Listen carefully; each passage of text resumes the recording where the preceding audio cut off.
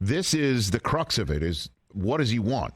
What does Ohtani want? Because if he does want to play baseball where he can be anonymous, where he can literally walk to work past, whatever strip malls are around the stadium, or, and I guess cross the street as people are trying to drive to Disneyland, right? Like if he walks to work and then doesn't have to meet with reporters more than just once every couple of days or whatever, and the front office doesn't ask him to do the dog/pony, then a New York franchise, Boston, that doesn't work. Like that Philly, that ain't it. I mean, it's the exact opposite. It's you are the center of attention, and every time you pitch is a circus, like Dwight Gooden.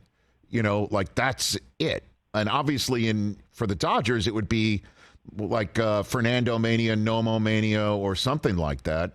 But one would think he would still have to do a little bit more. So the question is, what does he want? What does he like? Does he like this, even though it does come with the unfortunate aspect of not winning because of the way the Angels are built? Buster? And I think you framed it exactly right. And you also are, raising a lot of the questions that are being asked in front offices right now. If he were to sign with the Yankees, and by the way, are any of these teams, for, let's say it's $600 million, because that's the number you hear thrown around a lot by front office people these days, $600 million. I can tell you this, having covered the Yankees, there would be an expectation that he would make himself available. And if he went 0 for 5 and struck out 4 times, the culture in that, in that organization, in that city, would be that he would come out and do the perp walk and say, I stink, and as Giancarlo Stanton did, especially early in his time. And that's how he would handle things. And yes, that he would, meet and greet and do all that stuff. I think it would be the same with the Mets, or it'd be the same with the Red Sox. I do think if he were to sign with the Dodgers, that they'd be able to protect him in a couple ways. One, I don't think the media frenzy is as intense as it is in the East Coast. And the other thing, too, is he'd be playing alongside Mookie Betts and Clayton Kershaw and Freddie Freeman. And so I think there would be some protection there. Yep. And let's face it, there's enough stories too, Rich. By now, people know sort of what he prefers. And, yes, for $600 million, they probably want more than what he's giving the Angels in terms of the dog and pony stuff. But they also understand what's been successful for him and what's worked for him when he's been with the Angels.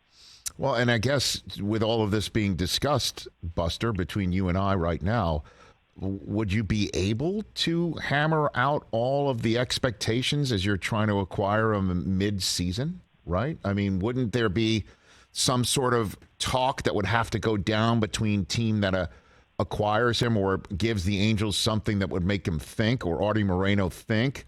Wouldn't there have to be some conversation about how happy he would be with that development, and thus prospects going back and forth might be enhanced if you get a better answer from Ohtani, right?